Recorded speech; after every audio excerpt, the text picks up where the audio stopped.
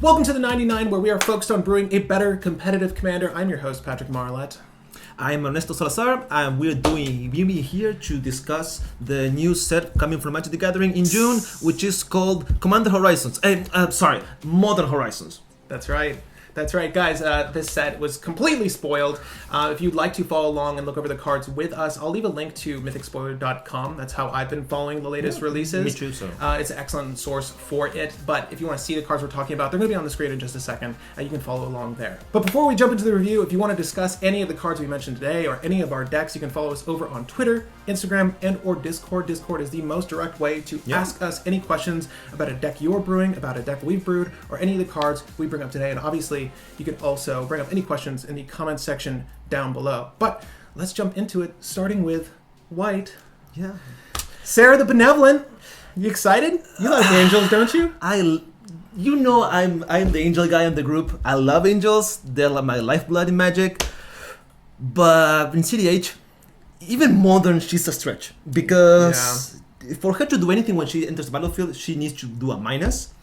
And that's You get a Sarah, it's a Sarah Angel for Sarah, CMC. which eventually might become two Sarah Angels, but the plus doesn't really do anything you want.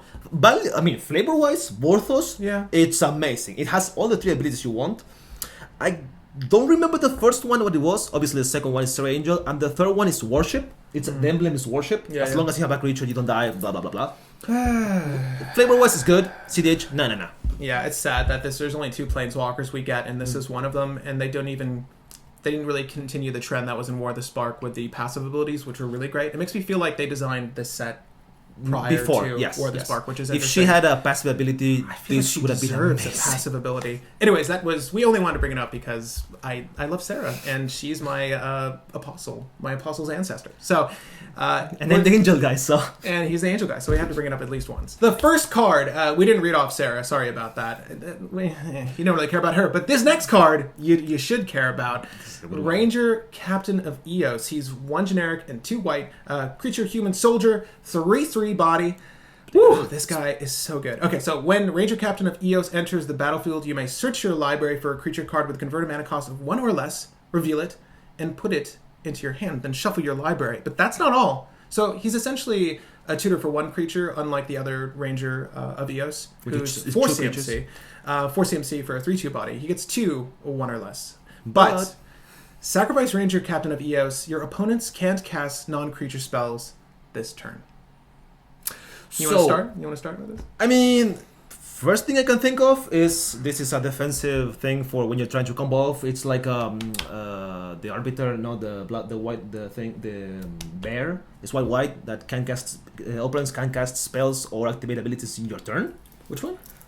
There's Grand Abolisher. Yeah, that one. Yeah. Grand Abolisher. So basically, the first thing I can think is Grand Abolisher, which is for protecting your combo. Yeah. Another way is if you can recur it, you can actually stop other people from playing. If they're playing in a heavy non-creature spell deck, like for example, like Chainbell Teferi.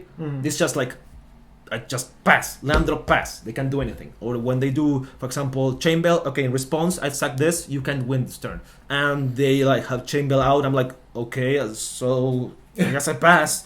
And then I get destroyed, my Chainbell, and I'm sad. Or so good.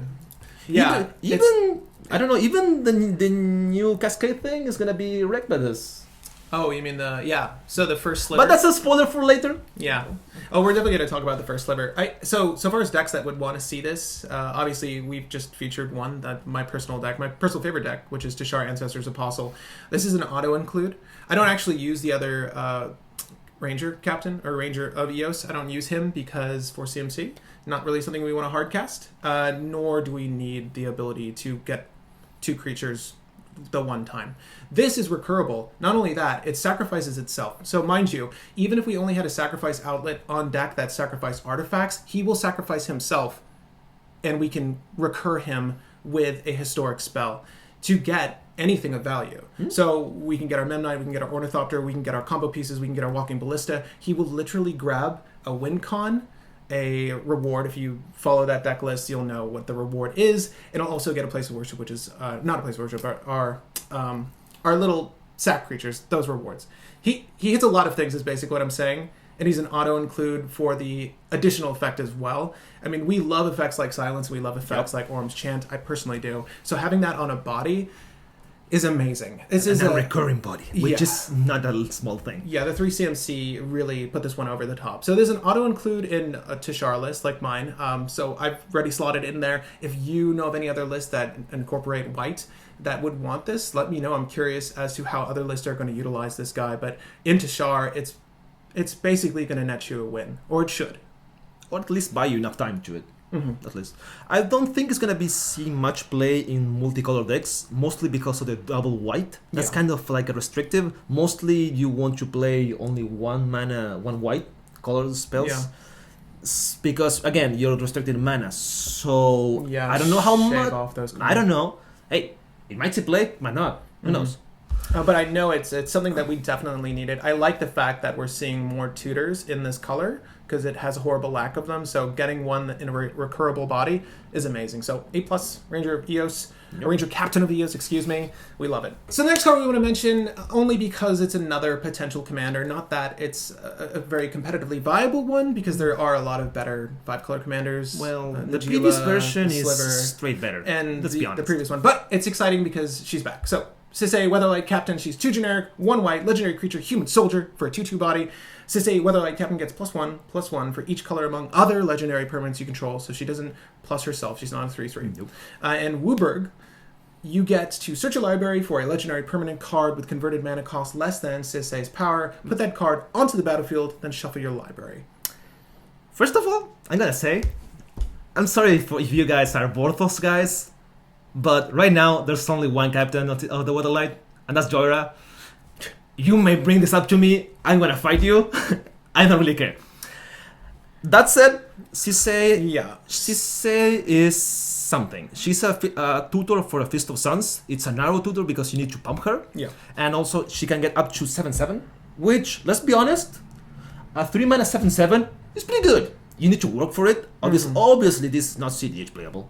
No. It's basically because the previous Sisay already has a line of comboing with fetching Paradox Engine, and there's already a line, there's already polished to a fine razor. You can check it out, I think it's on the cEDH server, on the conglomerate of decks.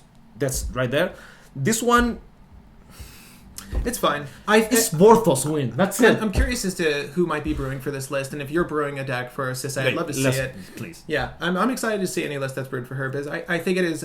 You definitely have to work for this to be in your favor, but it's another 5-color commander, and we got 3 of them in this list. We're not going to mention one of those 3, but it's nice to see her come back. Yep. The next card we're going to discuss is Beast Within. Wait, really? Generous Gift. We're talking about white. No, yeah. White, dude. So, Generous Gift, 2 generic, 1 white, instant speed, destroy target permanent. Its controller creates a 3/3 green elephant creature token. So, it's Beast Within in white. But with a better art. Let's be honest, that art is amazing. It's pretty cheesy. I like it. The best presents are impossible to re-gift. I want to see how do they even gift box that for them in the first place? Maybe they wrapped them, you know? Yeah, and then it battered through their door. Enjoy that. Sorry for breaking your wall. Anyways. Cersei would have loved this. I don't know. So it's Cersei of Game of Thrones? No? Where are my elephants? Is this something? Is this it's from Game of Thrones. It's a Game of Thrones, yes. Okay, yes. I haven't watched the final season of Game of Thrones. You can spoil it for me, and that's fine. Anyways, Generous Gift. It's really good. It's interesting because white isn't for lack of ways to remove artifacts, enchantments, or creatures. But this hits lands, planeswalkers, basically anything else that you need to destroy. And if you're not playing green, you have Beast Within. Well, there you go. Now you can actually do it. If you're playing, let's say, Esper. If you're you already have Vindicate, I guess. So that's kind of mood. But, well, that's a sorcery also. If you're playing Esper, if you're playing Azorius, if you're playing Boros. Yeah. Hey, look, more removal solutions are always great and always welcome. I think this is definitely one that's going to see play. I don't know if you're wondering, if you saw my Tishar breakdown, if I'm going to add this to that list. I haven't yet. I'm not sure I will. Unless there are more. If I sniffle, I'm sorry. I'm very sick right now. However, if there are more Planeswalkers on the field, sorry about that, then maybe. I don't know. I got nothing for Planeswalkers. That's my point. Yeah. So now you have Take something. care of your Ugin. Yeah. Now you have something like Teferi gone. That's true. My random Ugin that for some reasons I put in a deck, it's a 6 mana cost, whatever. Now you can hit it. Even a land, let's say for example, I don't know, Guy's Cradle, bang, dead. It's true. It's good. It's good.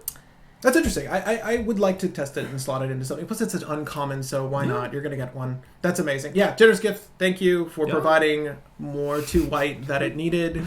Watsy. It was already the best support color. Now it's even better. This is true. This is so true. So.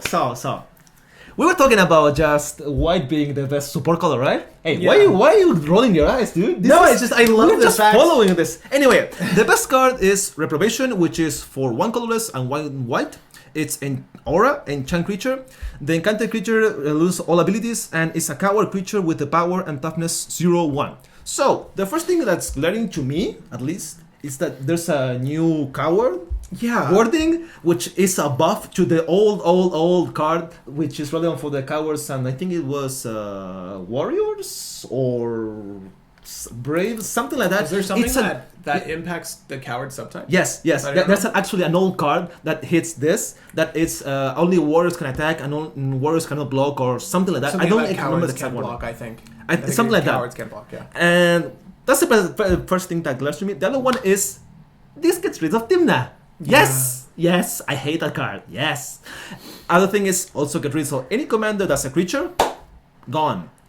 Bad part about this card is if they get rid of enchantment, they get the creature back. So sometimes it's easier to get rid of an enchantment than paying the cost of the creature and 2 more. Yeah. Sometimes, for example, I don't think I would straight remove it. I don't think I would play, for example, 5 mana Timna if I were stuck with something. Yeah, I mean, if you felt like you were at a lack of removal for creatures in whatever your deck might be, this is a great way to do it. Particularly if you know that your opponents aren't utilizing a lot of bounce effects, because like Ernesto was saying, you could just bounce Reprobation and get your creature back, or it's just destroyed.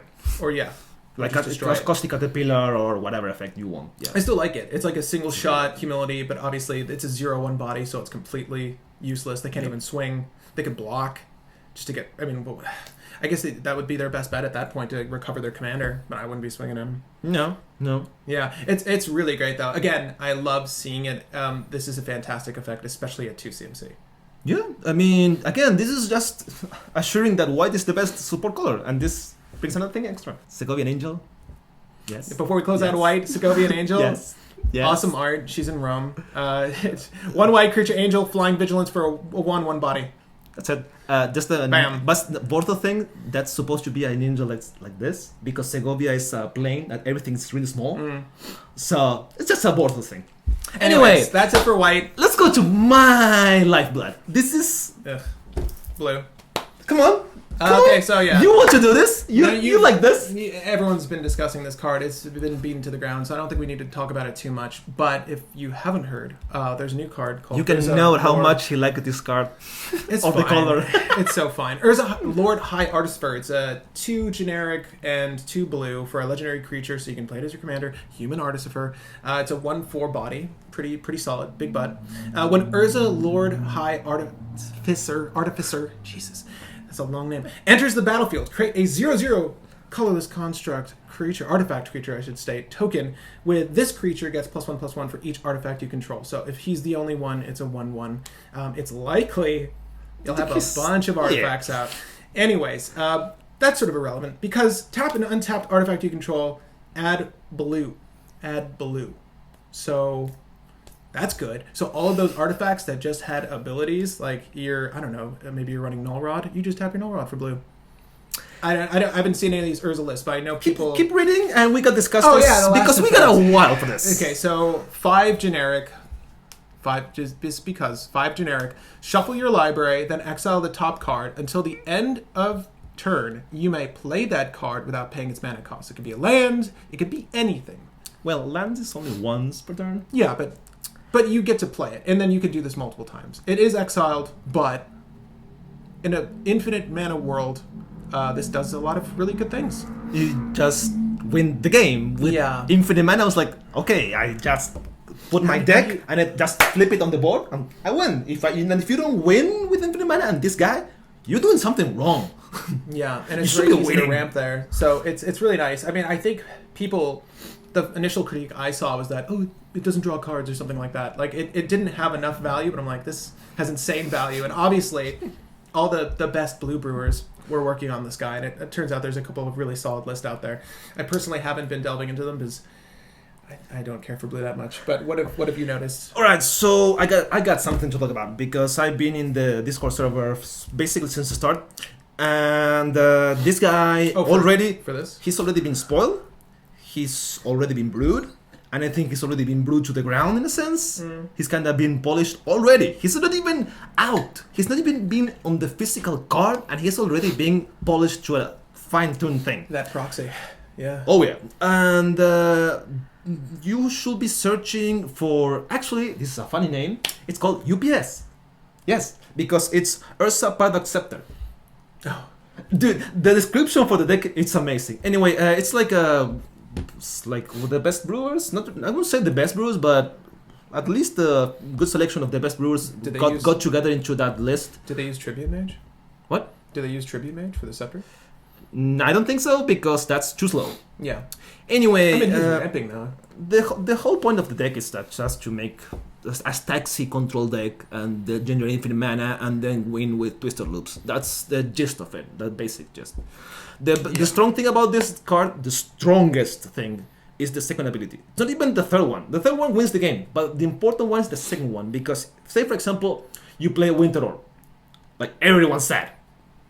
Everyone is gonna be sad. Not you. But not you, because at the end of the last player before you, just like, you know what? I'm just gonna tap blue, play this mystical tutor, or whatever blue you want, and just, alright. When you end your upkeep, because Winter Orb is tapped, because the wording says, for some reason, if it's untapped, you only untap 2 lands, whatever. That's so funny, man. It's so weird. But the thing is, you untap everything, and they only untap 2 lands. Or if it's a static orb, it's even worse, because it's only 2 permanents. It's so good, man. I love the fact, because like even Moonroll, it gets around Moonroll. Exactly, and then the new Ophi, I think that's how you pronounce his name, where you can't activate artifact abilities. Yeah, and this you're not activating artifacts, you're tapping artifacts. It's really insane. They made a very powerful card here, and that's the thing. Like they're just playing with what blue does best, and anytime a new blue legendary comes out, it's usually pretty good. And this one's really, really fantastic for 4 mana. This is definitely CBT level at least. Yeah, I'm excited to see these played. I don't know if anyone's going to brew it in our particular play group. I don't know if you want to. Yes, I will. And you were talking about potentially putting in Joyra. I was considering playing in Joyra mostly because it replaces itself. It's a dork for, I think I'm playing 11 or 12 stacks pieces, which is pretty big actually.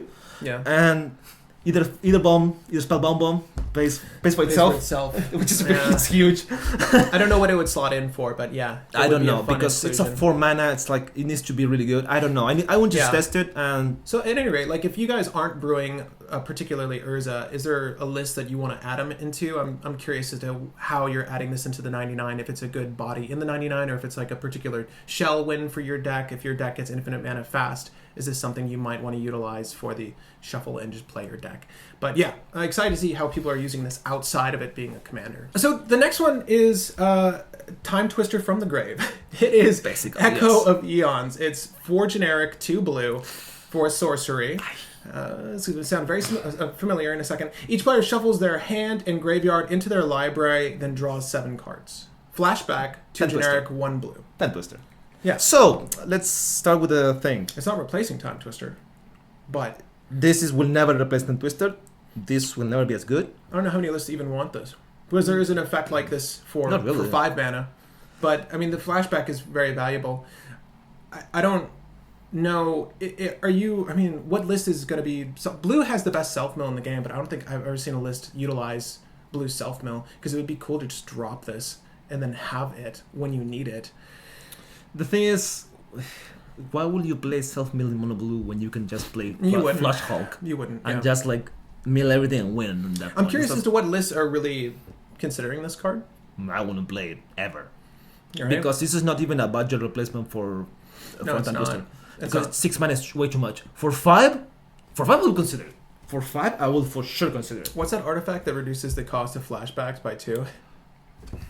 Really? If we go in there? No, I'm just saying, if you have a flashback matters deck, then maybe you could do Yeah. that. Like a weird dredge, flashback, recursion kind of nonsense. Anyways, I'd love to see how people are brewing with Echo of Eons. I don't know what list wants to run this, but if you're, I'm not you know, sure I'm if you gonna have a play list any. that is going to use this well, I'd love to see it. Yeah. Okay, so next card is gonna be. Have you ever wanted to play Cryptic Command on a budget? Yeah, right? It's a straight worse, but consider yourself. Would you play a Cryptic Command for 3 with one less mode, which basically no fog? Which this is the card we're discussing. It's called Archmage's Charm. Yeah. For triple blue, it's harsh. It's a lot. It's an instant with choose one. Counter target spell. Target player draws 2 cards, or gain control of target non-land permanent with converted mana cost 1 or less. You were saying you'd love this with Escalade. If this thing had Escalate 1, Be too good. it'd be really good. it will be. Why would you even play Cryptic Command over this Yeah. with Escalate 1? It Well- would be Escalate 2 at least. If you do have a Urza list, do you play this? Debatable. Debatable because Because the bottom effect is really good. You just steal a permanent with converted mana cost of 1 or less, and you're getting, well, hopefully something of value for your Urza list. But I mean, it could be an artifact, obviously. of course. And mostly, I mean, you're probably just going to want to steal their Soul Ring, their Mana Crypt, their Mana Vault, whatever their ramp is, and those are going to get you mana anyways. I don't know. I don't know what list really wants this. This thing is versatile. It's super versatile. It's I like all versatile. the modes of I it. like it. I think 3 blue is asking a lot, so I probably wouldn't want it outside of a mono blue deck. Unless I you're... would say up to a double color. Would be viable. A Guile, yes. A shard is way too much. 3 colors is too much. Unless you're playing like Kess, which all the lands produce blue, and in that sense, you don't really care that much. Well, the other issue is what does this even replace? Because blue has a counter suite that is pretty set in stone now. So it's like, I don't know how you would want to slot this in. I mean, we just got Narcissus Reversal, and now we have another rare counter, but a modal counter. It's weird. I don't know how this would even slot into the deck. This would probably see play in modern, not really in cEDH. Yeah. This is a modern card. As he said, like the suite of counters is already so good. Yeah. What would you even replace with? Unless you're in a budget. And if you're in a budget, then you take a mana drain I'm and sure. you put this. I'm sure this is... For Yeah, sure. that's a suitable replacement for Yeah. this. Oh, but on that same note, and this is interesting because we were discussing... It's probably the best of this cycle in this set of the Force cycle. And this is Force of Negation. Mhm. But we were questioning how this would slot into the deck too. So it's a 1 generic, 2 blue, instant. If it's not your turn, you may exile a blue card from your hand rather than pay this spell's mana cost. Counter target non-creature spell. If that spell is countered this way, exile it instead of putting it in its owner's graveyard. Try if you must. It's a worse Force of Will. Yeah. Ha- Please it don't has- it print has- another Force of Will. It has the upside of exiling the spell, which sometimes it matters. For Yeah. example, if you're doing Time Twister loops and they exile your Time Twister, I'm like, I guess I'm sad now. That's Yeah. one of the upsides I'm thinking about. But if they're going Time Twister loops, they already have like 4 or 5 counters in the hand. So it's like, For it, yeah. whatever. Like, they just So pitch what or is the whatever. immediate switch for you if you value the, pitch spells essentially? If you want to slot this into your list, what are you considering is the counter you'd remove for? What would you remove for the counter? What counter would you remove for this? Maybe Negate? Would be the... But Negate is so good. I think maybe Muddle the Mixture, if I'm not really into the transmute thing, really matters. Because that otherwise much. it's just a basic counterspell, right? Yeah. And you will never cut counterspell over this. Never. Never. It's just, it answers everything. Counterspell is so good. Mana Drain is like, why would you even? That's Mana- interesting, that's the because best the spell. target non-creature spell does make this reasonable, in my opinion. I think that little clause there makes this reasonable. It's still very good, but it could have been insane, and thank God for not, making this horribly insane, because blue does already have enough counters. So niche counters like this are nice to see. That's true. Because as a guy who just plays against blue, I'm tired of seeing counter spells. So the other thing is that hits this spell specifically is the just recent printing of Dobbin's Beetle, which if you're playing Azorius X, it's straight better than this. Like, why would you touch this of a Dobbin's Beetle? You can play this for free, but is Dovin's Veto a rare? Or it's a uncommon. Yeah. it's even why would you even bother with this? That's good. Anyways, that's Force of Negation, and of course the Archmage's Charm. I'd love to hear what you guys are opting out for these counters if you want to include them. So next card. You ever wonder? Ever thought I have a lot? I just mill myself a lot. I just cast a lot of artifacts, but I never hit my fishbowl. I never hit my pilot's engine, and I really want to kill that guy. Yeah. That guy is really stopping me from winning. So, Wizard says, I got you. The card that I'm talking about is called Mirrodin Besieged. It's an enchantment for 2 and a blue, which reads, as Mirrodin Besieged enters the battlefield, choose Mirrodin or Phyrexian.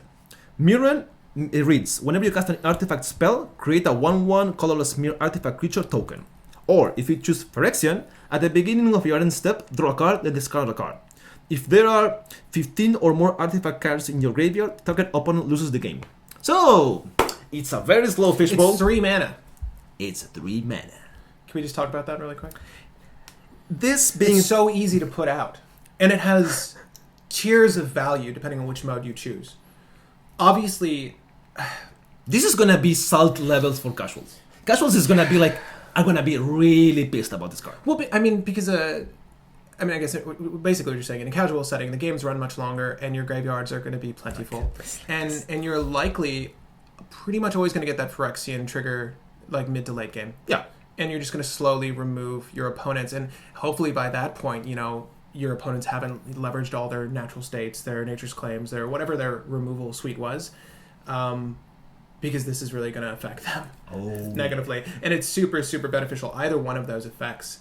I could see this going into something that needs those artifact Murs to as like sacrifice creatures for a sack outlet whenever you cast an artifact spell. This is really great for Joyra. Would you want to work this into there? I will never touch this in my Staxi build, but in KCI, that thing is like 50 artifacts and cycles like mad. Exactly. Getting 15 artifacts in your graveyard is like super easy. Super easy. So this will actually be like a wink on turn 4, 5, maybe if you're in a slow hand. That's interesting because this goes fast. Because you could drop this, say just Mirrodin, and then use this to pump out spells with your KCI. Yeah. And if you have any form of bounce effect, you could just play it again and say Phyrexian this time. And just start killing people 1-0. I love it. It's very multifaceted, and for 3 mana, two generic and 1 blue. It's very easy to slot in. I'd love to see what lists are using this. Again, I don't play blue personally, but it's easy to see the potential here. Both of these choices are Even without the artifacts, you're just looting at the end of turn. yeah. Which is card selection, always. As always, blue has the best card selection. I was gonna say, what is search for Ascantha? It's 3, and then you. It's 2. At the beginning of your upkeep, you may look at the top card and put it in your graveyard. And if you have 7 or more cards in your graveyard, you may flip it. Okay. That's yes, fine. I know that card by. Yeah. Oh, which is nice. We've got another effect that's just going to help us go through our deck. That's awesome. Mirrodin Besiege. So, okay. So you guys, I'm not a blue player, but I do understand that they have some of the best artifact tutors in the game, and they got another one. So, Tribute Mage. 2 generic, 1 blue for a creature, human, wizard. Wizard might be relevant. It's a 2/2 body. When Tribute Mage enters the battlefield, you may search your library for an artifact card with converted mana cost 2, Isochron Scepter. Reveal that card, put it into your hand, then shuffle your library. Isochron Scepter. Isochron Scepter. That's it. Next card. If you have a deck that functions off of those ISO combos, ISO rep. Yeah, this gets it for you. So it's not like you're at a lack of finding it, but if you want the added redundancy, this is a great way to get your ISO Scepter. And I'm actually plotting a build, just a goofy off-the-wall build that might utilize this with Isochron Scepter. He's coming to the dark side. I'm considering making just a goofy cycling deck. I don't know which commander yet. So it begins. But there's a lot of blue effects that really help cyclers. So, in a Cycling Matters world, Tribute Mage might be really good. At any rate, I like this. End of the year, he's going to be casting Mana Drain. Yes. It's probably true. It's probably true. Yes. I mean, if I'm going to play blue in any form, you need Mana Drain. But... Oh god, Tribute Mage. Tribute Mage is really cool though. It's again, this set came out with a lot of tutors, and I'm pretty sure every color. I'm not sure with green, but pretty much every color got a relevant tutor, so that's really cool. So it's cool to see it come to blue as well. A lot of you guys initially followed the channel because of our Naru primer, Go figure, and it's one of the most viewed videos on the channel. And I know a lot of us, you guys and Justin, myself, all of us were discussing better outlets for that list. And one of the things that's a prerequisite for that list to go off is having a body on field to target. If you want to do your stratagem loop, if you want to do Ghostly Flicker, I mean, you don't need a body for that, but if that body has an ETB, it gets even better. So, but you need to discuss why. The thing is, the loop with Ghostly Flicker and Narumeha, if you don't know, is if she's the only creature, she will keep bouncing itself and will never have an out. So you're basically locking yourself out of the game. Yeah, in that sense. But to do the combo, you need at least 2 targets to go off, because one will need to be Naru initially, and then one should be an outlet, or you can just loop your island to get infinite mana, so on and so forth. I'll definitely suggest watching the primer if you want to go through and learn those loops. But if you want an onboard outlet that is a creature that's targetable by any one of those instant strategies, Watcher for Tomorrow. That was a big preamble for this card, so you know we like it at least a little bit. It's 1 generic, 1 blue, creature, human, wizard, 2/1, Hideaway. We've seen this ability before. This creature enters... Throwback. Right? This creature enters this whole set. This creature enters the battlefield tapped. When it does, look at the top 4 cards of your library, exile 1 face down, then put the rest on the bottom of your library. Okay. That's interesting. It didn't say in any order. It didn't seem to have any relevance with how they were placed on the bottom of your library. It doesn't really matter. No, because we're hoping, just fetching hoping to do this a billion times. So when Watcher Tomorrow, for tomorrow rather, leaves the battlefield, put the exiled card into its owner's hand. First thing I'm going to say is this is a 2/1 for 2.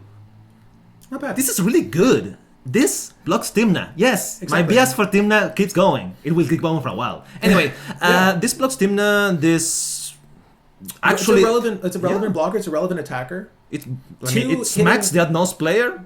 Yeah. Or the Necro player, same thing. Like and also if they want to stop you from the beatdown, you're going to get value off of the block. And the thing is, it's not like priority number 1 for players to remove this. I mean, I wouldn't care. I'm not going to path to exile this. No way. You know, unless, you know, this is really... So you want to give them a card and the basic land? No. Exactly. So it's interesting because it's almost strictly for the Naru player. If you know a list that wants to run this, let me know. But... Inala? Yeah, Wizard. No. Yeah. So... Because it leaves also, the token leaves and you get the card instantly. It's for mana, but still. Yeah. No, you're right. Anyway, yeah, but this is an excellent outlet on deck in the body of a creature that can get you your entire deck post infinite, obviously. True. And it utilizes the same loop Naru's going to be running anyways. Even with Ghostly Flicker, just draws your deck because it puts it in your hand. Love it. I love it. Yeah. It gets infinite mana and you get infinite card draw. Dude, sign me up. It's definitely a consideration. Definitely a consideration for you Naru players and potential Inala players. Yeah, it's really good. Okay, so shout out to Seb, by the way. He just the art from the set is amazing, and Seb is really the highlight. A lot of these cards, and this one he did the art for. But Seb has been like amazing, on point. He hasn't always gotten the best cards though, so I'm glad he's gotten one that is honestly very playable in my opinion. So he was telling earlier like self-milling strategies in blue. Yeah, that's a thing. Yeah. So how about if you have infinite mana? Well, what will you say is the most gratifying way of killing someone? Killing them like, oh, no, you're dead. No. The best way is exile the library, mill the library and say, go. Kill yourself. Thank you. Be my guest. Yeah. Okay, so how about, even better, how about if while you do that, you put all your graveyard in your hand. So you have all the recursion you need. I'm talking about Stream of Thought. Stream of Thought is for 1 blue, a sorcery, it's important. Target player puts the top 4 cards of their library into their graveyard. You shuffle up to 4 cards from your graveyard into your library, but it has replicate true blue. So the cost itself it's prohibitive. It's high. Like you need to play some heavy blue if you want to cast it before infinite mana. But aside from that, even for the Gitrog player, you go, I think it's 4 Horsemen, the one that, it's a legacy deck, that cycles itself into a certain, a certain deck state. The thing is, you can actually say, I'm gonna mill you until you have the only card in your hand is Ulamog, and then like I'm sad because they have a graveyard there and whatever. Well, that's interesting. Anyway. Is I mean, if you can single target, if you've got there's plenty of graveyard hate cards. Scrabbling Claws, whatever. If you have Scrabbling Claws and you want to target the Ulamog while the trigger's on the stack, you're still able to get past the issue of not being able to mill your opponent out, right? There are ways to work this into a list that will permit you to mill your opponents out if your deck strategy also has a graveyard hate like that. Yeah. A single target or Silent Gravestone, mass target, scavenger grounds, things that just like eliminate. If you combine this with an exile graveyards, it's win. Just win. There's a deck for this. The thing is, Stream of Thought is 1 blue mana, and it's important to note that target player puts the top 4 cards of his or her library into their graveyard. So it can be you, it could be an opponent. The next part doesn't apply to the target. It's just you shuffle 4 cards from your graveyard into your library. Up to. It's relevant because maybe you want to just mill 4 because reasons. I don't know. But that's the thing though. It's like you can, again, if this is a recursion strategy, you can still cast this and not affect your graveyard if there's something of value in there. Yeah. It's just get like, for example, the reanimate back, or you just mill a big dude. Get whatever you want from the ones you just milled. Maybe you want just some card from there. Mm-hmm. This is good. Mm-hmm. But I mean, any card that in a post-infinite world can net you a win, replicate is one of the better effects in the game, and it's tethered to a really solid ability here. I really love this card. Again, art amazing. Stream of Thought. I would love to see what you guys are playing this in. Cards like this make me want to play blue, because this is actually a really fun effect. I'd love to see a strategy that employs this well. Okay, that's it for blue. Blue is fantastic. It usually is. And now we're on to black. So your color. Yes, yeah. So your favorite color in Magic that you will say, I'm gonna sacrifice myself, I'm gonna hurt myself, I'm gonna draw cards, I'm gonna do random stuff. I had a But let's say Commander Horizons, let you adjust a bit down. So right? there's a legendary in each mono color, and the one that black received is Yawgmoth. So it's really exciting for some until you read the abilities. So Yawgmoth Threat Position is 2 generic, 2 black for a legendary creature, human cleric, maybe relevant, human definitely. 2/4, protection from humans. Okay, so it's the middle ability that gets people excited, and it's essentially like a Necropotence Light. So you pay 1 life, you sacrifice another creature. Put a 1/1 counter on up to one target creature, and draw a card. So it's Necro with the added effect of having to sacrifice a creature as part of its cost and getting the ability to potentially kill a dork, or for 2 black, discard a card, proliferate. So you can, any number of permanents or players, you can effectively double, or rather give them another counter of that same type. So we can make our -1, -1, -2, -2. And so on. That's not bad, okay, but it's 2 black. So we were discussing this card. I don't see this being a valuable commander in the least. There's a lot of moving parts to get this to work effectively. There are plenty of ways to net infinite tokens. You know, there are Bridge from Below strategies. There are Gravecrawler loops. There are Diregraph Colossus loops that get you, in mono black, that get you infinite zombies. And I'm sure there are more. But the prerequisite to getting those, they're not compact strategies. So you need to do that, and then you need to have the mana prerequisite. He's 4 mana to put out, and then with your infinite tokens, you can go through your deck and do the thing. So it's basically too much moving parts. It is, that's the short of it. The short of it, yeah. So it's essentially, you know, people were hoping for, you know, the Adnos, the Necro in their command zone, but this is just really shy of doing that. It's not even remotely close. And we were discussing whether these abilities are even that good. So especially the bottom one, because it's 2 black, discard a card, proliferate. And I was thinking to myself, if this was just discard a card, proliferate, does this get you excited about Yawgmoth? Considering it synergizes directly with the second ability, yeah. It would. Yeah. But so maybe maybe let's go the Urza route and make it generic. Two generic. Or and discard a card. Even one generic would have been decent. It's a gate. You can go with infinite and like kill, draw, and proliferate because whatever. You just swing with an infect creature and then now I kill you with something. Yeah, no. No. This is like so gated because 2 black is way too much. way too much for cEDH. Yeah, it's asking a lot, particularly because you're losing the value from your second ability when you do that, because you have to make the discard. And yes, there are cards you want to be discarding in mono black, so there is some value there. I think what we're going to be looking for are unearth effects, things to bring back creatures so we can sacrifice those creatures. Undying is great here. Great if crawler. you've got something, there's got to be some tandem loop with an undying creature, giving it a -1/-1 counter when it comes back to remove the +1/+1 counter, and potentially draw through your list like that. So basically Melira? Basically. No, well, yeah. It's like, but Melira is better. Anyway, the short... And obviously, she's the short outside of is... this color. In cEDH, this is not good. But... Here's a huge but. This will see play Modern. This is the best sideboard card in Humans for the Mirror. Because this is stupid. You just sacrifice your Noble Hierarch and kill the other thing. Yes, this thing is stupid. And they are buffed Humans, which is already one of the best decks. Thank you, Wizards. Now I hate you even more. I hate that deck. Anyways, if you guys are brewing for Yawgmoth, I'd love to see what you're doing. If you found a way to really leverage, it's that second ability. If you found a way to leverage that, let us know. I'd love to see this deck thrive, but you know, this isn't like Urza. People aren't starting discords and like ranting and raving about this card, and there's good reason for that. They brewed the UPS in what? In like 12 hours? No, I didn't even lie. Like 4 to 5 hours, there was already an initial UPS list. And there was already a refined one, like, a day later. Just mad. Yeah. This is, like, so much of a letdown. This was supposed to be an epic encounter between Urza and Yawgmoth. Like, nah. Wizards like, not about that. It didn't really come close. Yeah, sorry, Yawgmoth. One of the first cards that was spoiled was Cabal Therapist. Why would you play this over Cabal Therapy? Let's be honest. Yeah. Let's just make it short. It's a good card, but... nah. We'll go over it.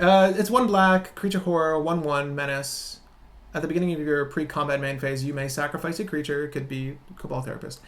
When you do, choose a non-land card name. Then target player reveals their hand. And discards on cards with that name. Yeah.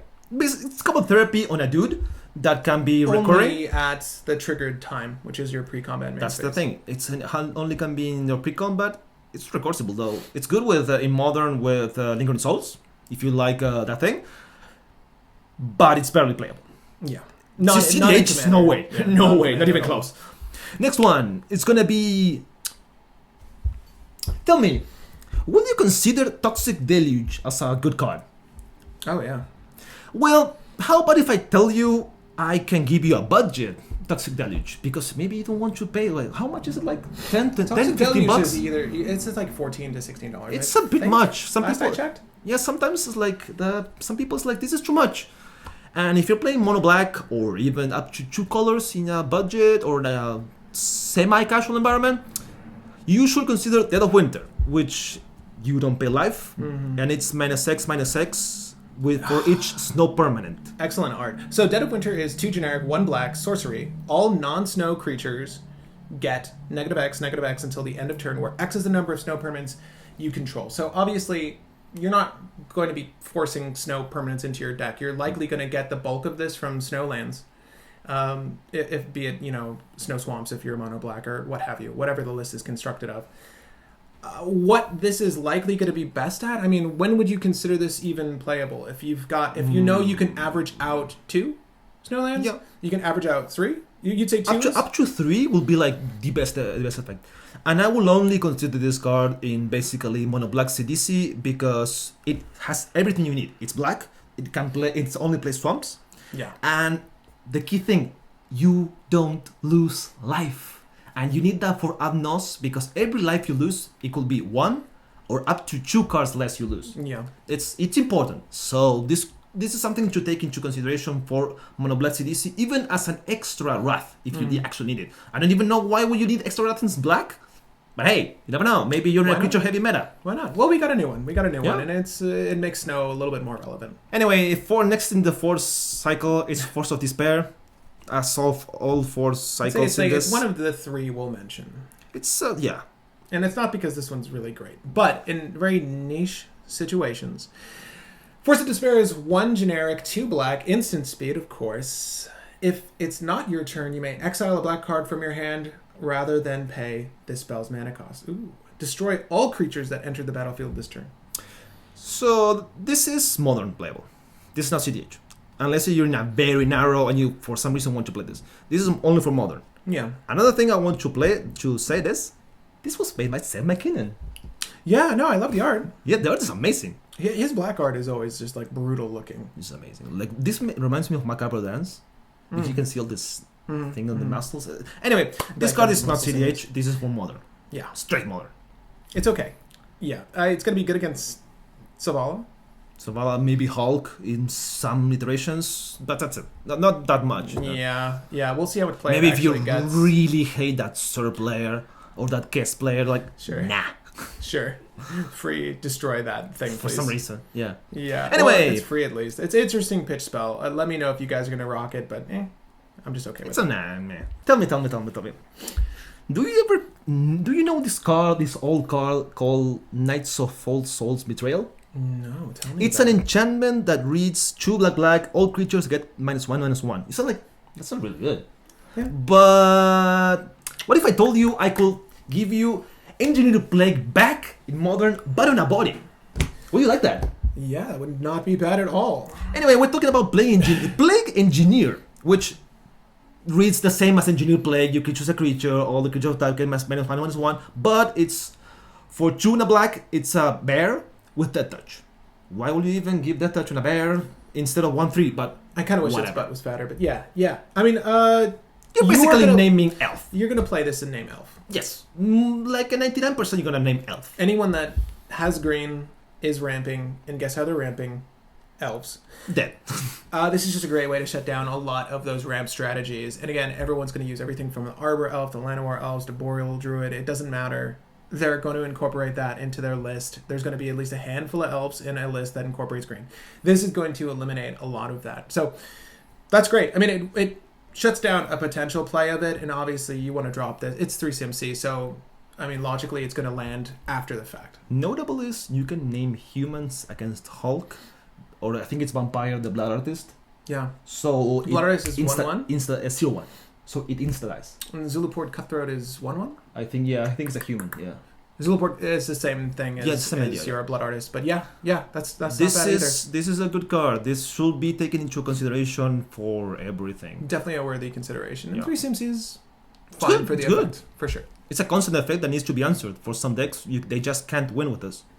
So there's a couple of cards similar to this along the same vein. Midnight Reaper's one, but we got a new one. Midnight Reaper's rare. This is Undead Augur. It's 2 black for a creature zombie wizard. Those are both actually very relevant. Zombie and wizard. It's a wizard. And it's 2/2 body on the field. So whenever Undead Augur or another zombie, so it's a little bit more closeted, zombie you control dies, you draw a card and lose 1 life. So Midnight Reaper is a non-token creature dying. It's not a choice. You may not. You may not. It's always going to happen, so careful. However, these repeatable draw engines are really great in decks that loop sacking creature deaths. And Gravecrawler is one of the biggest defenders there. So this actually is a zombie body for Gravecrawler to come back. And if you have your Phyrexian Altar, you're going to be able to continuously recast him, go through your deck, and find a resource for yourself. And I would consider in a mono-black world that being fairly compact. Three particulates. And also it's a curve, 1 to 3. Mm-hmm.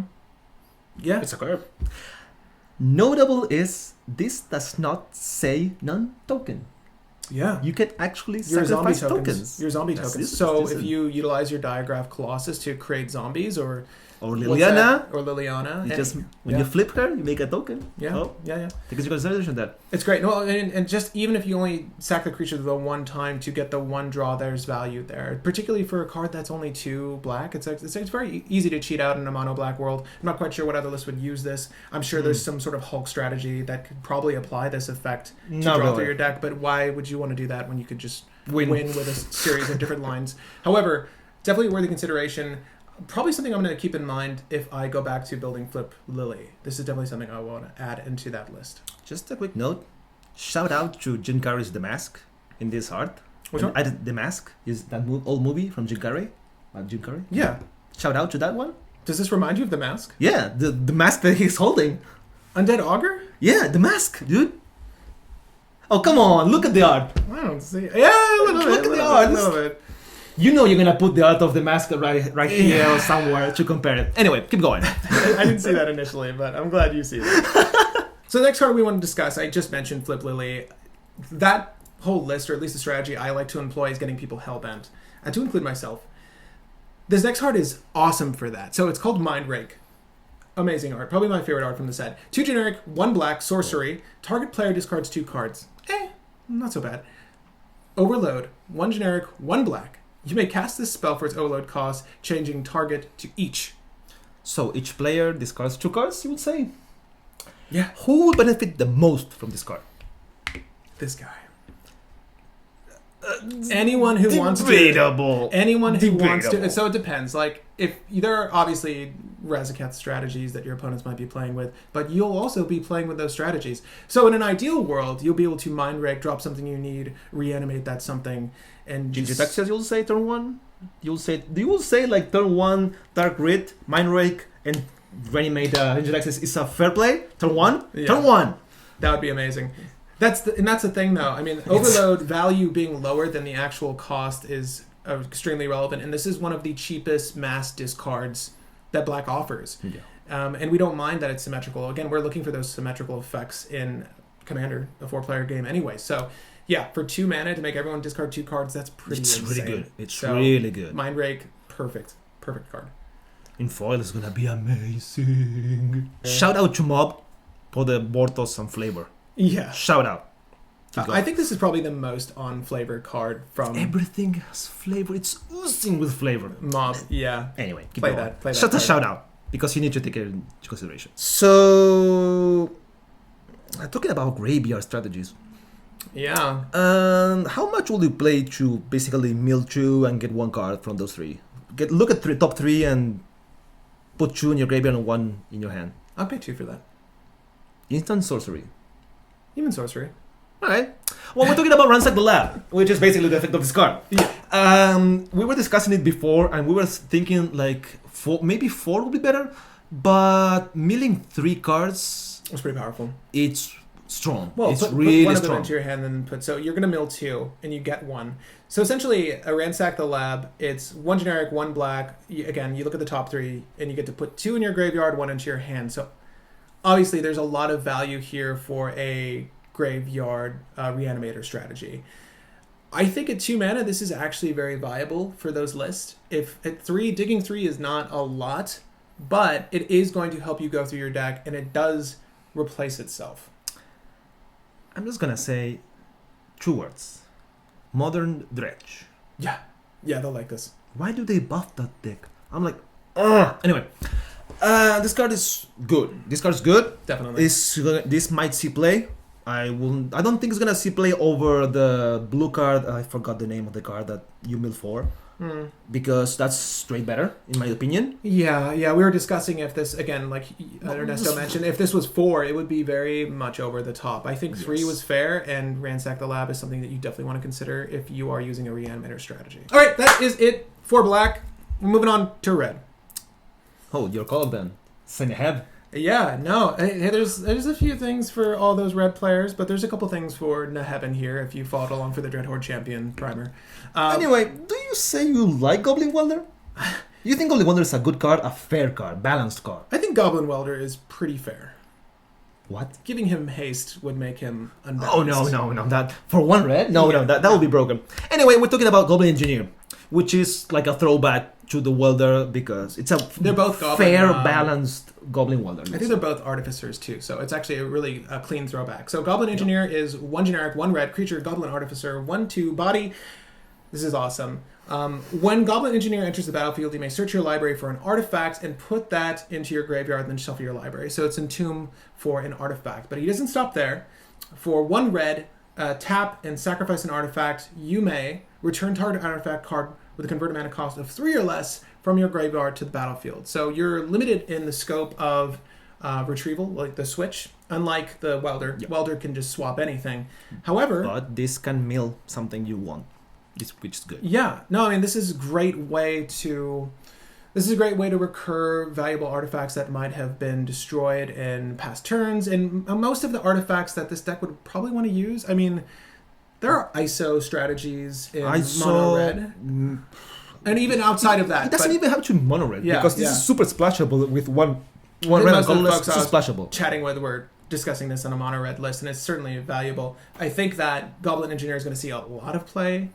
Any tutor effects, again, it's nice that we've seen another tutor effect here. I don't know which lists are going to want to run this in particular. I think a mass land destruction list might want to run this if they like Crucible of Worlds, like I do. This would be a great way to get that back out from your grave and then be out on top of your opponents. This ensures, in and of itself, that after you wipe the board's lands, that you get your lands back. Yeah. You can rebuild, the other ones can't. Sounds pretty good. I mean, so that's the first thing that I thought of when I saw this. But I'm sure there are other ways that you can use this in strategy to effectively net wins. It's a very good card. Anytime you can tutor, it's a very good time for you. But the next card I want to discuss is something that a lot of folks were hoping would be viable, I think, as a commander. But I think it's going to be more of a 99 card. Yeah, and that is for sure. Pashalik Mons. He's a 2 generic 1 red legendary creature goblin warrior. Very, very goblin tribal here. 2/2 body. Whenever Pashalik Mons or another goblin you control dies, Pashalik Mons deals 1 damage to any target. And for 3 generic, 1 red, sacrifice a goblin, create 2 1/1 red goblin creature tokens.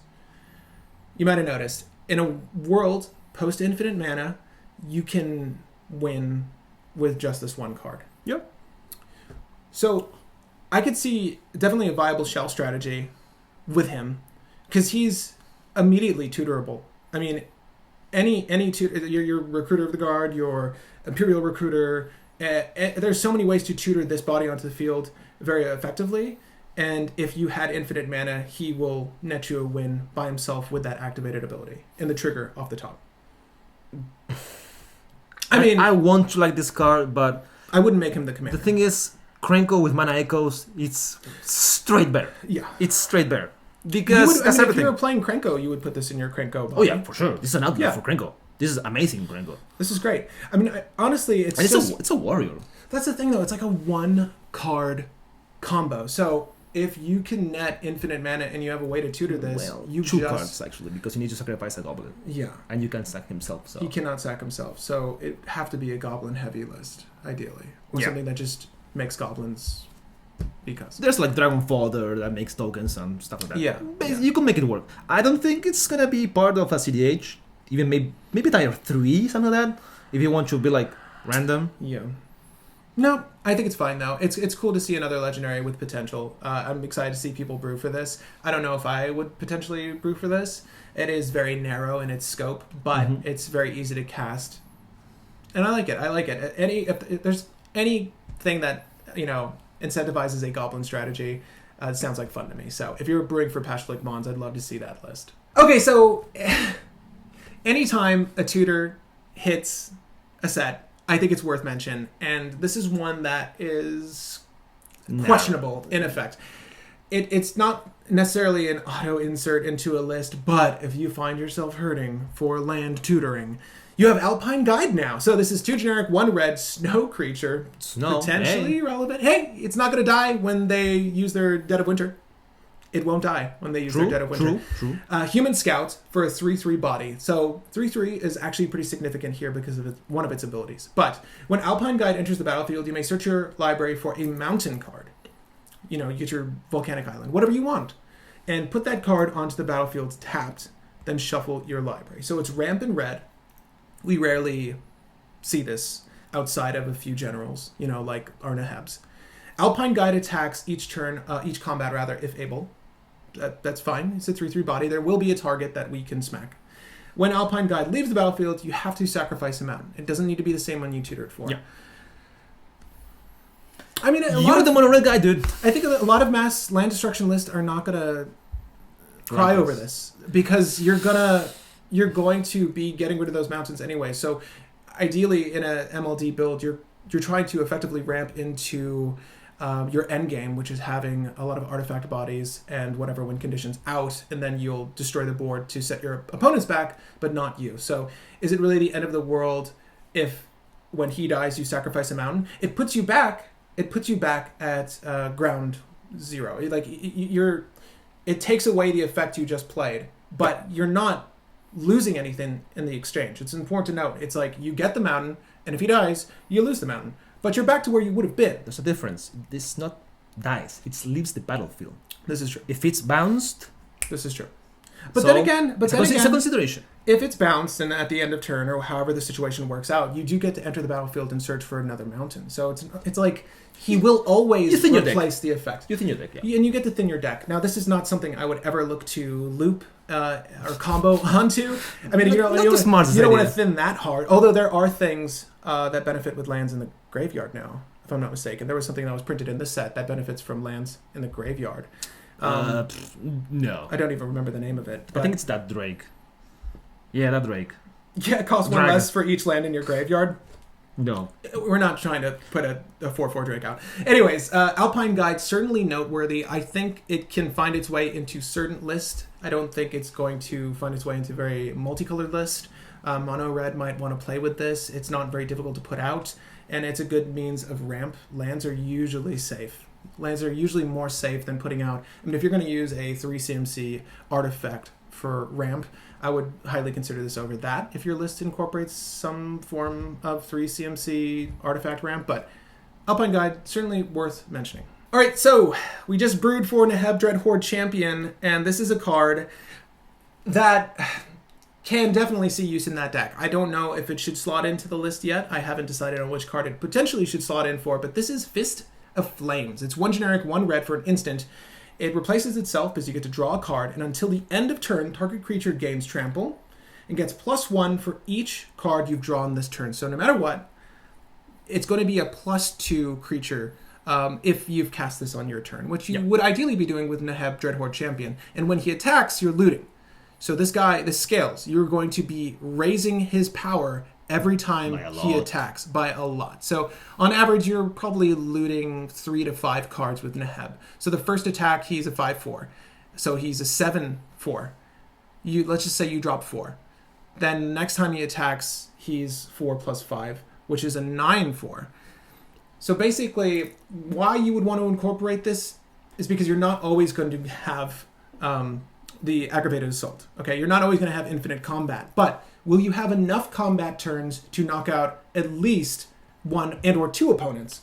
Yeah. So narrow the playing field. It almost feels like a win more effect, but it's important to note that you can tackle with commander damage at least 2 opponents, should you be open to killing them that turn, with Fist of Flames. If you can't, combo out for infinite combat. I think Fist of Flames is certainly a worthy or noteworthy inclusion into Neheb Dreadhorde Champion. I don't know if it's going to use it, and I don't think any other list would really want to use this unless they also synergy well with mass combat or infinite combat. Considering it draws a card itself, it replaces itself. It seems not bad. No, it's not bad. And you were saying that you might include that in Feather, right? Feather is a good card for Feather because it draws cards. Yeah. And it's instant. It's a decent cantrip. It's not the best because Shelter is still the best card for that deck, but it's good. It's good. It's a cantrip. Might see playing Feather. Mm-hmm. That's the only thing I can say. We might bring it up in the Discord server. I think it was brought up, but I don't think it was good enough for you could say consideration. Okay. Maybe if you cantrip enough and swing and kill one person that turn, but you need to cantrip a lot. Yeah. A lot. Well, not really because say 16 cards. So it's 16 plus 2 is 18 plus 3 from 16 cards you need to draw. That's a lot, man. Yeah, it's asking a lot to do. That's a lot. Yeah, and she's not looting like Neheb. So. No. Anyways, Fist of Flames. All right, the last card I want to bring up because I'm pretty sure this is the first time this color has ever seen this effect. Shenanigans. You've likely heard of it already. It's come up in a few conversations. Shenanigans is 1 generic, 1 red, sorcery speed, destroy target artifact. So it's taking the same slot as Shattering Spree. Vandal Blast is 2. Yes. For, it's 1. 1 for sorcery? It's 1 and Overload 4 and a red. Okay.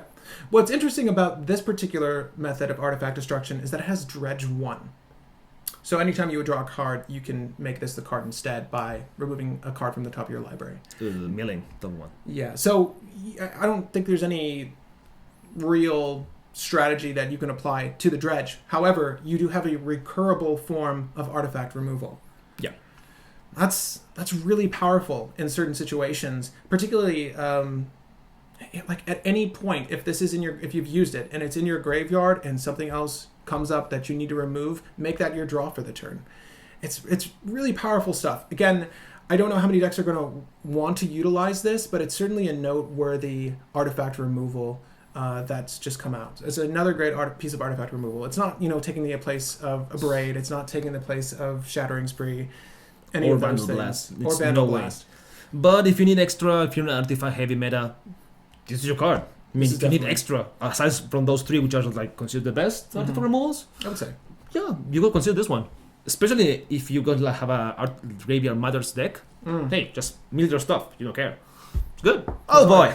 So, green. Only so much to mention for our green from this set. However, there's some cool ones. Would you say that this expansion was unbearable for green? Yeah. Well, there's a lot of, if you like Bear Tribal, this is your set. But I don't think we're going to talk about any of the bears today, but we are going to talk about an Ophi. Oh, yeah. Oh, yeah. Is that how you pronounce it? Collector Ophi. 1 generic, 1 green, creature Ophi, 2/2. It's a bear. Null Rod. And it's another bear. Activate abilities of artifacts can't be activated. So, Null Rod. Why not do it? Tutorable. Green. You just green some Zenith this if you're desperate for it.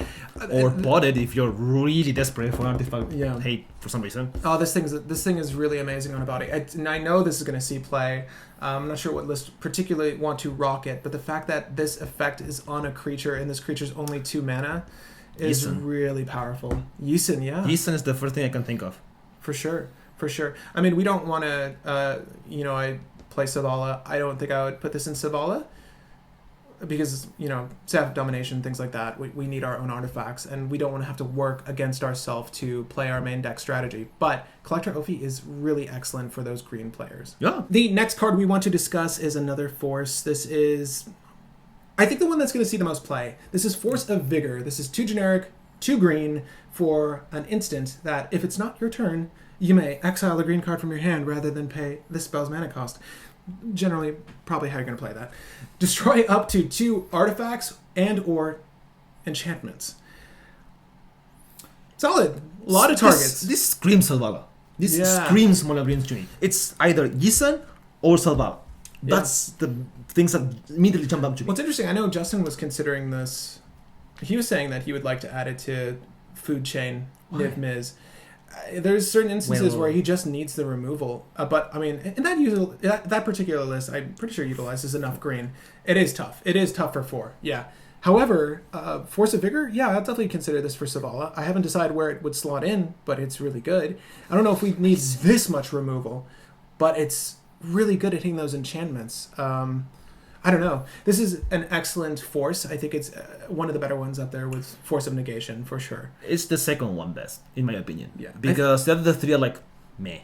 I'd say it's second best, certainly in effect, but I feel like as an ability, it's going to see more play. Yeah, for sure. I think it's going to see more play. But yeah, Force of Vigor, if you didn't catch it already, it's an excellent removal card. You should definitely consider it for your mono green list. All right, we were just talking about Savala.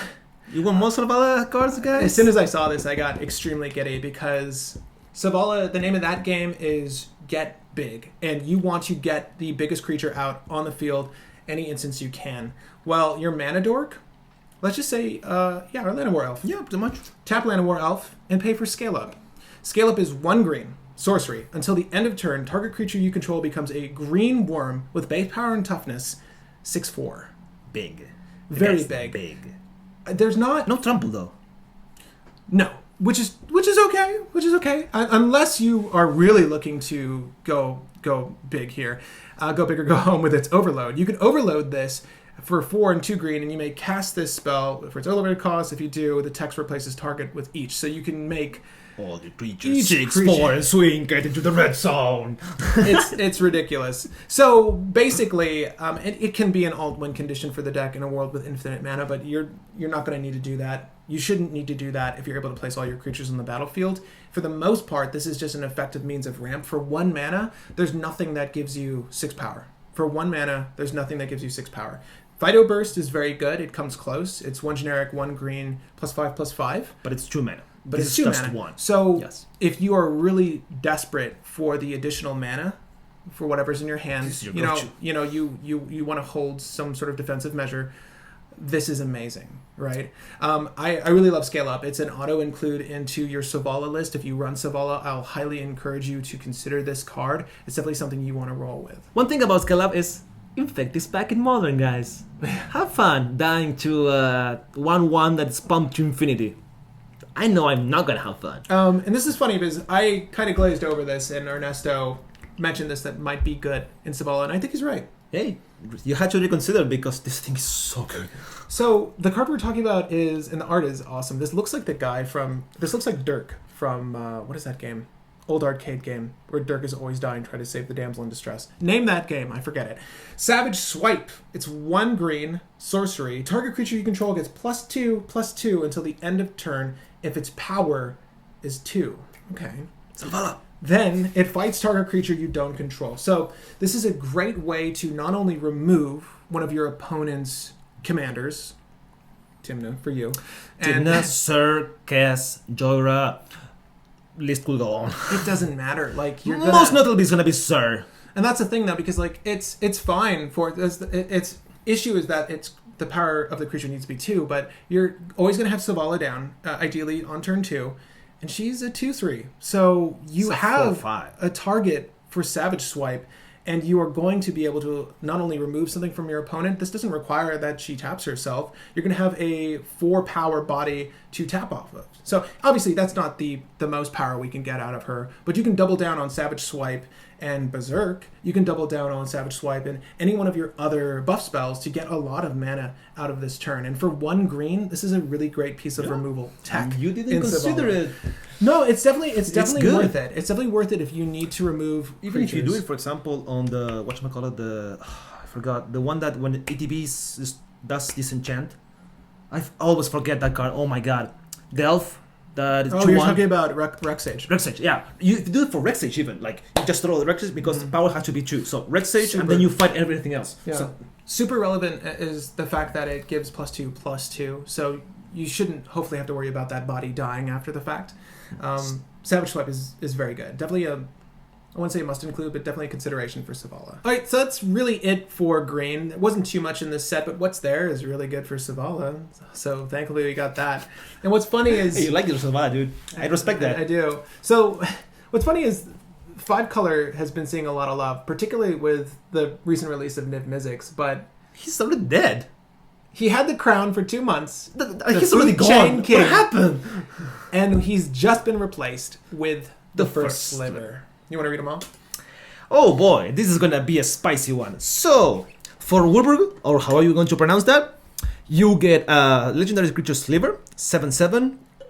Sliver spells you cast have Cascade, and he also has Cascade. So basically, what you do with this guy is you food chain, you get infinite mana, you cast this guy again with your infinite mana, you cascade into something which is cast for free, and you Yep. win with Twister Loops because hey, why would it? I mean, would hey, not? get creative. I mean, there's a multitude of ways you can win with Cascade in this list. Mind you, it just needs to be 4 CMC and under. The Cascade card That's needs so it. hard. And it's not difficult at all. You only not hit Force of Will, I guess. Which is, you don't care. You don't care at that point. Whatever. So, yeah, it's amazing. You know, the issue with Food Chain is that you can net infinite mana, but it can only be used to cast creature spells. This turns your creature spell into anything in your deck. To draw your deck.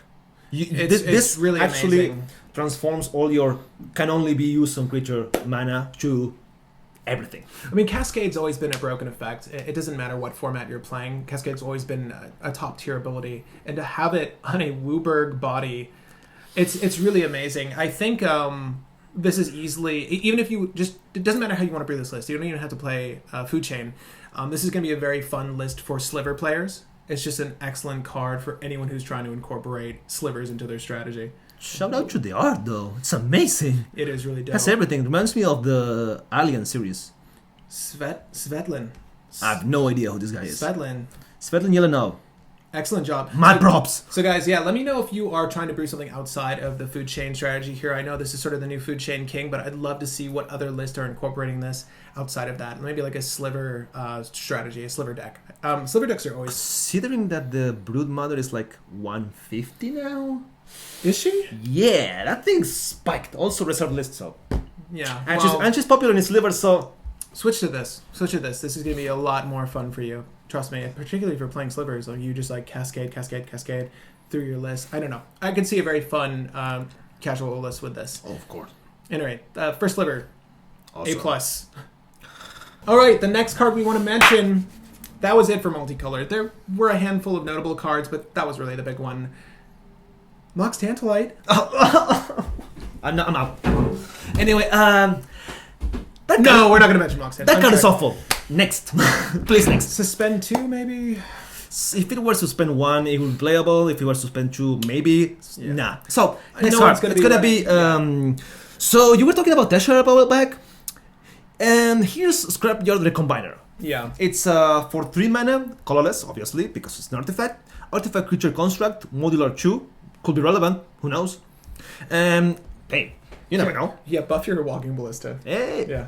If you need 2 extra damage, Yeah, no, no. tap, sacrifice an artifact, search your library for a construct card, reveal it, put it into your hand, then shuffle the library. So, the initial complaint was that the deck, this guy is too slow for your list. Whatever list you want to incorporate it into. I know most Teshar players that are considering this. It is recurable. So if you mill it, you can get it back later, but you will have to wait. And it's not like we incorporate any sort of haste or hastening strategies to a Teshar list. I don't know if Mono White even has that kind of capability. It's slow. Boots, I guess? It would be... I mean, yeah, there's plenty of equipment tutoring, but I'm not trying to work my whole deck around utilizing this guy. But it's important to consider this guy because a lot of our artifacts are constructs. A lot of our game-winning artifacts are constructs. Okay, so we can find our ballista. We can find our Memnite, our Ornithopter. Those are going to help us in our loops. And the Thermal Navigator, if I'm not mistaken, is also a construct. Nice. That's actually good. Oh, so you... Whoa. So that's the thing. That's interesting. Right? We just took a second to look over all the constructs in the list. There are a lot that are actually in my list, and I'm sure for other Teshar lists there's even more constructs. But basically, you can find a sack outlet, you can find a reward. If you followed the primer, you know what I'm talking about. And you can find a win condition. To me, those are enough options for Scrapyard Recombiner to be consideration. I definitely think I'm going to include this in the list. It might be a slow form of tutoring. However, it will get you the card you need, hopefully on the turn you need it. So I don't mind playing this. 3 CMC isn't that much. It's going to be a tricky include. You know, it's not like another Ranger Captain of Eos, but you know, you can't expect too much from this card. If it only said sacrifice an artifact, it would be too much. Insane. Too much. It would be a must include. However, at tap, sacrifice an artifact, it's fair. And I think it's certainly something to be considered work in for the deck, for sure. Maybe more a meta call. If you're having in a slower meta, you can play this because meta is going to help you. Yeah. If you're playing like a very stacksy Teshar, like if you have a lot of stacks options in there that are slowing your opponent's boards down, Scrapyard Recombiner definitely has a place to shine. So I'm definitely going to try it in the list, and I'll see if it works. If it doesn't work, then obviously I'll switch out. But definitely a consideration. So finally, Wizards did it. They finished a long coming cycle of talismans. They finally printed the blue-red talisman I needed for Joyra. The rest don't matter really. I don't really care about them. Anyway, no, not really. They finished them. The 5 missing ones, they're done. And they are amazing. Yeah. Personally, the blue-red for me. It's interesting. Lindsay looked at all the art, so shout out to Lindsay. Did all the art. For me, it's the top one is the blue-red, mostly because of that drape it has behind it, with all the angles. And then it's the black and green, art-wise. I'll put those on the screen for you. But guys, Talisman of Creativity and all the other talismans we're referring to, 2 CMC, add 1 generic, and of course it's going to add a color combo. The talisman does damage to you. They're excellent. Hey. It's a 2-mana rock. What else do you need? No, you're gonna any multicolored deck. If your colors incorporate Golgari, is it whatever the guild? You're gonna incorporate these. They're amazing. Thank you for printing these. This is really excellent ramp. So you're gonna get much better effective ramp. You know, you have your Felwar Stone, maybe you don't want it anymore. Well, I'm just kidding. Felwar Stone's pretty good still. However, having the talismans, added bonus. yeah. Finally, they finished it. And that's it for the artifacts. We got a few good things. Honestly, the talismans are the best of them. And the Mox. And that sweet Mox. You know we love Moxes. Now Mox Amber looks even better now, doesn't it? Oh boy. Yeah, I use Mox Amber. I love Mox Amber. So guys, folks were really excited about the land base that was coming to Modern Horizons. It's been hinted at as to what they would be trying to, remedy so far as dual lands are concerned. And they've come up with a really ingenious way to incorporate dual lands into a modern strategy. They printed Canopy lands. Or Horizon lands because of the set. They're really I don't really good. care. I just call them Canopy lands because it sounds better to me. So basically, and I'll just list off one of these. Let's go with the Fiery Islet. The Fiery Islets? Fury Islet. Islets. It's a land. You can tap it and pay 1 life and add Blue or red. Yeah. And No, one or the other. One or the other. Sorry. I wish it were It's not for that double. good. Oh my god. Broken. Man. These lands are even better now. They're mythic. So it's 1 generic and tap to sacrifice the Fiery Islet, and you get to draw a card. So that effect is on every one of these cards. There are 5 of them, obviously. They're very With good. Horizon Canopy, which is the old one. Mm-hmm. Don't forget one. That one, which is the original one. Or at least in this print set, there are 5 new cards. Yeah. But yeah, they're excellent. You should incorporate any and all of these into a list that incorporates these colors. Again, we've got Boros, Golgari. Don't hasten yourself. I will add 1 or 2 because if you're using life filters, total. if you're using filter lands, this is a replacement for your filter land. Agreed. Yes. Okay, so Yes, I agree on that one. So I would definitely consider this Unless switch back. your life total matters. Yeah. Then it's like, why would you do this? But shout out to again Sam McKinnon. We like that guy with the sudden clearing art. It's amazing. And Yes. foil. So definitely excellent lands incorporated. A lot of these are definitely cEDH playable. I know a lot of folks are going to be using these in Commander. For sure. And the other one I want to mention is Prismatic Vista. Hey, Auto include. every deck. So, if you don't know what this is, it's a new fetch land. It's a tap, pay 1 life, sacrifice the Prismatic Vista, search your library for a basic land card, put it onto the battlefield, then shuffle your library. Excellent art here, too.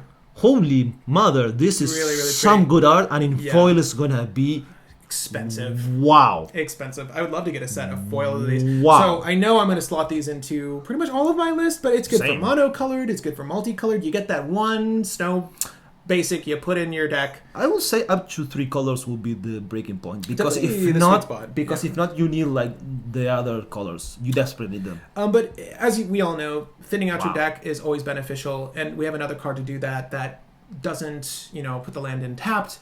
This is really excellent. Prismatic Vista, Yeah. amazing new addition. I know I'm going to be Home running run, them for in sure. all of my list. The last land that I think deserves mention, It's Academy Ruins for enchantment. Sorry.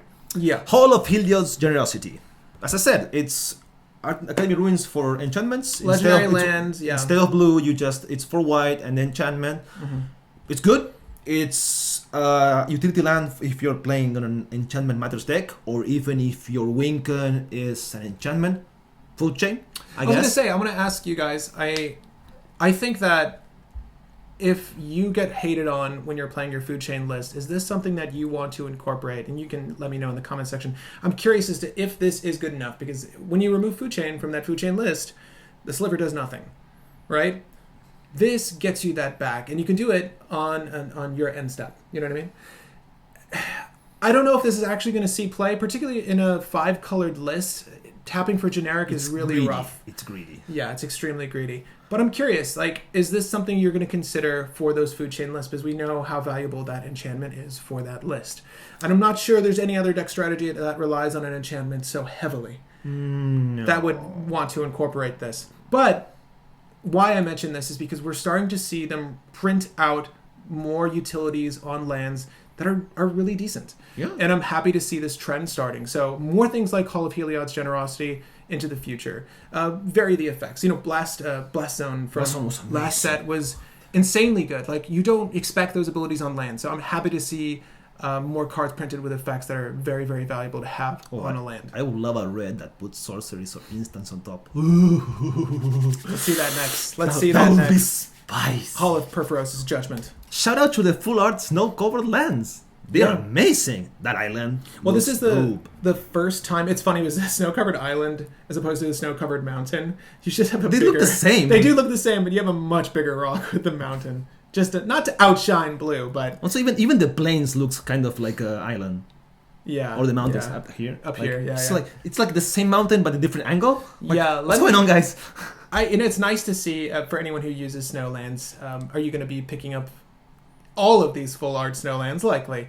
But it's cool. I still like the OG ones, but these are really, really lovely. I know a lot of us just, art buying is one of the things that you get into when you've settled on your deck my strategy. swag. Yeah. I like my swag in art, Yeah. and this is gonna be like I'm gonna pick them up. How are these, Obviously not foiled because they're gonna be like too much money. I wonder if they're going to sell sets of these. It'd be nice if they just sold packs of these for people. They that sold wanted the them. unstable ones. Unstable ones for a lot of money. I think the Wow. island's like $5, and then it goes like 4, 3, 3, 3, 3 for a basic land. Yeah. It's a lot of money, which I paid Well, I for bought because 10 planes. I bought 10 of those planes for my Tashar list. Yeah.